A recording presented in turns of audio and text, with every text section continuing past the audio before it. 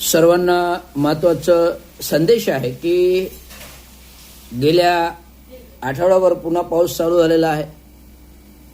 त्याच्या मागच्या 30 जूनपासून पाऊस चालू झाला. सगळीकडे पूरस्थिती आली, धरणे भरून वाहू लागले. जी पाण्याची टंचाई होती पडलेल्या पावसामुळे भरून निघालं आणि आता पुन्हा सर्वीकडे पाऊसच पाऊस आहे. आणि धुरंधर पाऊस कोकणापासून ते विदर्भापासून ते मराठवाड्यापासून ते सांगली, सातारा, कोल्हापूरपर्यंत पार कर्नाटक, तामिळनाडू बॉर्डर्सपर्यंत हा पाऊस आहे. परंतु या पाऊस हा निसर्ग आहे, तो पडत राहणार, तो पडू द्या आणि असंच बरसत राहणार. आणि पाऊस हा नैसर्गिकदृष्ट्या आपल्याला आवश्यक आहे. कारण पाणी नसेल, पाऊस नसेल, पाणी नसेल तर पिण्याचे दुर्भिक्ष आहे. म्हणून आपण वेगवेगळ्या योजना आणतो. Rain water harvesting. Rain water harvesting म्हणजे पावसाचं पडणारं पाणी आता शहराकडे बघायचं, गावाकडे बघितलं तर जमीन माती आहे आणि मातीचं भूस्खलन होतं, विसरण होतं.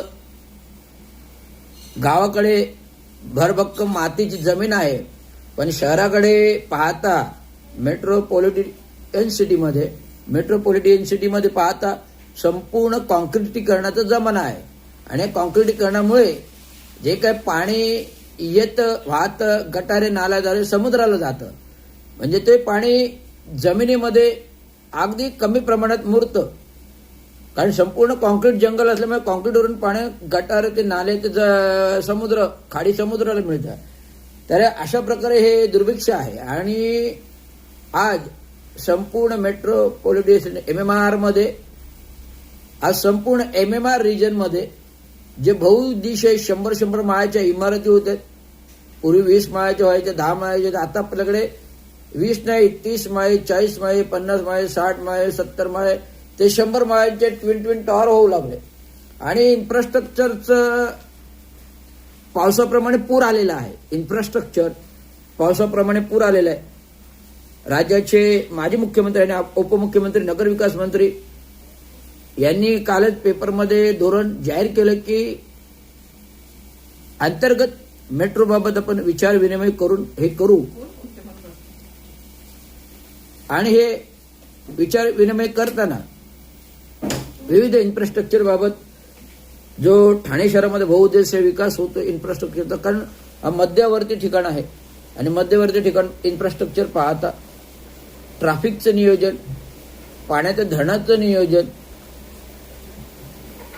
रस्ते पूलचं नियोजन, कोस्टल नियोजन, ट्विन टनेल नियोजन, कटई रस्ता नियोजन, टनेल नियोजन, अशा प्रकारे बहुउद्देशीय ठाण्यातून इन्फ्रास्ट्रक्चर होत असताना अजून एक अंतर्गत मेट्रोचा जर प्रपोजल येत असेल तर अंतर्गत मेट्रो करायचा जो विधानसभेमध्ये प्रश्न निरंजन डावखरेंनी शिक्षित मतदारसंघाच्या आमदारांनी मांडला तो अगदी योग्य होता. कारण अंतर्गत रस्ते हे कंजेस्टेड आहेत, लहान आहेत. आणि अंतर्गत मेट्रोमुळे अंतर्गत मेट्रो ही भुयारी असावी, नॉट एलिव्हेटेड नसावी. अंतर्गत मेट्रो ही भुयारी असावी, नॉट एलिव्हेटेड असावी. कारण एलिव्हेटेड जर केलं तर जो काही भाग आहे भूभाग जमिनीचा, तो रस्त्याचा, तो विड्थ 20 मीटरचे रस्ते आहेत.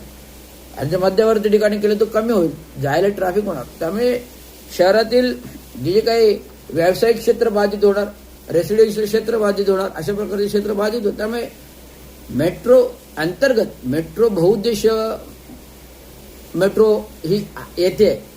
9 मार्गिका आहेत, तर पूर्ण जाळं मेट्रो MMR मध्ये पूर्ण रिजनमध्ये मेट्रोचं येत आहे आणि होत आहे आणि होत आलंय. तर हे संपूर्ण मेट्रो प्रकरणीमध्ये अनेक झाडं निसर्गाचे कत्तल झाले, अनेक इन्फ्रास्ट्रक्चरच्या कामामुळे निसर्गाची कत्तल झाली, अनेक इमारती बहुउद्देशीय डेव्हलपमेंटमध्ये निसर्गाची कत्तल झाली. जो ओरिजिनल निसर्ग आहे जर आपलं कटछाट करत राहिलो तर लावलेल्या निसर्गाची झाडं उगवत नाही, आपण त्याची निगा देखभाल करत नाही. पण नैसर्गिक आलेली झाडं जर तोडली, कपात झाली तर उद्या दुष्काळ आहे, आपत्ती आहे. आज शहराच्या मुंबई असो, ठाणं असो, MMR रिजन असो, आज शहराचा मुंबई असो, ठाणे असो, नवी मुंबई असो, MMR रिजन असो, सगळीकडे झाडं पळतात, उन्मळून पडतात. कारण झाडांच्या मुळी कमकुवत झालेल्या आहेत. का कमकुवत झालेत? कारण आपण करण्यात आलेले कॉन्क्रीट रस्ते त्याच्यामध्ये त्यांच्या मुळी नष्ट होतात आणि मुळी नष्ट झाल्यामुळे आपण पूर्ण कॉन्क्रीट करून थोडं 4x4चं पोर्शन सोडतो. त्यामुळे ह्याच्यामध्ये कुठेतरी हे दुर्भिक्ष आहे. त्यामुळे झाडं पडतात. येणारे पाणी जर तुम्ही अडवलं नदी नाल्याचं आणि पंप आणि संपद्वारे होल्डिंग पॉइंट केले, टायटल गेट केले, सॅम्पल पायलट प्रोजेक्ट केला आणि ते शहराला सोडला, तर शहराला पाणी पुरवठा होईल. तो पाणी वापरात येईल आणि त्या पाण्यातून आपल्याला महानगरपालिकेला महसूल गोळा करायचा. जे आता महसुलीबाबत आयुक्तांनी धोरण दिलं की महसूल क्रिएट करा, महसूल क्रिएट करा. तर महसूल कसं क्रिएट करणार? तर नाल्याच्या पाण्यातून महसूल होऊ शकतो तो होल्डिंग पॉइंटद्वारे, टायटल गेटद्वारे. स्थावर मालमत्ता ज्या आहेत महानगरपालिकेच्या त्याचा सर्वे करा आणि पुन्हा निविदा काढून द्या. त्यातून हजारो कोटीचा महसूल गोळा होईल, पाण्यातून महसूल गोळा होईल. जे अतिक्रमण अनेक बांधकामे आहेत जी तोडू शकत नाही, नाल्यावरती आहेत, ह्याच्यावरती आहेत, त्यांचं सर्वेक्षण करा. जवळजवळ 100-150 कोटी रुपये ते जमा होतील, जो मी केलेला आहे आणि मी करून ठेवलेला आहे. परंतु राबवणारा कोणीतरी अधिकारी पाहिजे माझ्यासारखा सक्षम, तरच ते प्रकल्प नियोजन होईल. त्यामुळे महानगरपालिका आयुक्तांनी सेवानिवृत्तीनंतर जो काही माझा प्रस्ताव आहे मंजूर, नगर अभियंत्याकडे जाहिरात काढावी आणि नियुक्ती करावी. म्हणजे हे जे नियोजन आहे माझ्या कार्यकालातील जे 2017, 16, 18 मध्ये जे नियोजन करून ठेवलेलं आहे, येणाऱ्या नवीन अधिकाऱ्याला ते सक्षमता त्याची माहिती नाही. त्यामुळे प्रकल्प मला माहिती आहे, हे आपण राबवू शकतो. ऍटलिस्ट प्रकल्प तांत्रिक सल्लागार म्हणून मी आलो तर प्रकल्प मार्गी लागतील, नियोजित अधिकारी सहाय्य करतील, अशा प्रकारचं नियोजन होईल. परंतु शहरात नियोजन करण्यासाठी जे काही अतिक्रमण आले बांधकाम आहेत, फुटपाथवर 354 दिव्यांग स्टॉल्स आहेत, नाक्यानाक्यावर अतिक्रमण आले बांधकाम होतात, ते अतिक्रमण विभाग तोडत नाही. जाहिराती फलक आहेत, जाहिराती फलक कुठल्या रस्त्याला किती द्यावेत, कुठल्या रस्त्याला किती आहेत, नामनिर्देश काय आहे, त्याचे नॉर्म्स काय आहेत, हे कुठले तरी नॉर्म्स ठरवले जातात. त्यामुळे ठरवावं. त्यामुळे अनधिकृत होर्डिंग, अनधिकृत फ्लेक्स वाढत आहेत. हे कुठेतरी शहराला धोकादायक. आता अनेक फ्लेक्स पडले, अपघात झाले, मुंबईमध्ये पडले, ठाण्यामध्ये पडले, अपघात झाले, जीवितहानी वित्तहानी होते, धोकादायक इमारती पडत आहेत, अनधिकृत चाळी पडत आहेत, नाल्याच्या प्रवाहामुळे धोकादायक इमारती पडतात ना. आता भिवंडीमध्ये धुरंधर पडली. भिवंडीमध्ये जवळजवळ पूर्ण ठाणे जिल्ह्यामध्ये 665 का 66 इमारती अति धोकादायक आहेत आणि जवळजवळ ठाण्यामध्ये 100 धोकादायक इमारती आहेत. याबाबत नियोजन काय आहे?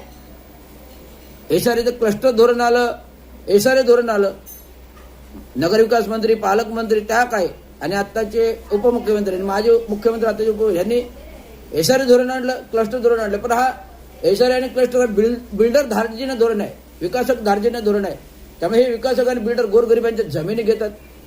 महारवतन जमिनी असेल, आग्रेच्या जवळ आग्र्यांच्या जमिनी असेल, धनगरांच्या जमिनी असेल, कोळ्यांच्या जमिनी असेल, या आग्र्यांच्या जमिनी हे घेतात, खातात आणि त्यातून परस्पर जमिनी विकतात. नियमावलीचा कुठलाही आधार नाही, हे डावून सगळ्या गोष्टी होतात. त्यामुळे इथे कुठेतरी मुख्यमंत्री, उपमुख्यमंत्री राज्याचे, मुख्यमंत्री आणि उपमुख्यमंत्री राज्याचे आणि नगरविकास खातं एवढीने ह्या गोष्टीवर कॉन्सन्ट्रेशन करावं, तरच शहर विकासाला चालना आहे, शहर डेव्हलपमेंटला चालना आहे. नाहीतर दुष्काळ आणि पाण्याचे दुर्भिक्ष आणि झाडं पडत राहतील आणि सगळीकडे दुष्काळ होईल, हेच मला सांगणं आहे.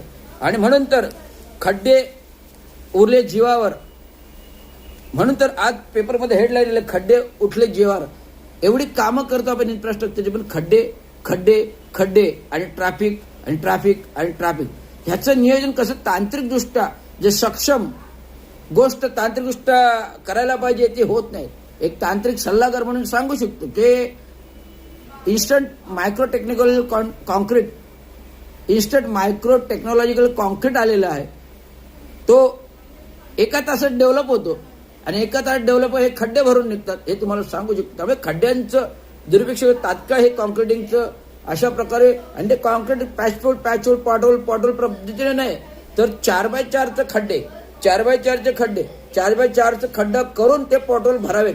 छोटासा पॉटहोल असेल तर त्याला व्यवस्थित 2x2, 1x1, 4x4 या स्थितीत करून व्यवस्थित कॉन्क्रिटिंग, जो मायक्रो टेक्निकल कॉन्क्रीट आहे, इन्स्टा कॉन्क्रीट आहे, जो एका तासात सेट होतो, अशा प्रकारे कॉन्क्रीट भरावं आणि रस्त्यातले खड्डे भरावे, हे संपूर्ण धुरंधर. त्यामुळे अपघात हे विनाकारण लोक मरतात. आता पूर्वी बघा, म्हणजे विनाकारण लोक का मरतात, ते खड्ड्यांमुळे. खड्ड्यात कालच TDRF जवान महानगरपालिके जो कॉन्ट्रॅक्ट बेसिसवर तो गेला, शहापूरला गेलं, शहापूरला खड्डा होता, बाईक पडली, बिचारा TDRF जवान हार्डली 30 वर्षाचा गेला. त्यामुळे अशा प्रकारचं तारुण्यातून येत असताना कुठेतरी जीवावर येतं, यमराज मदत घेऊन जातो.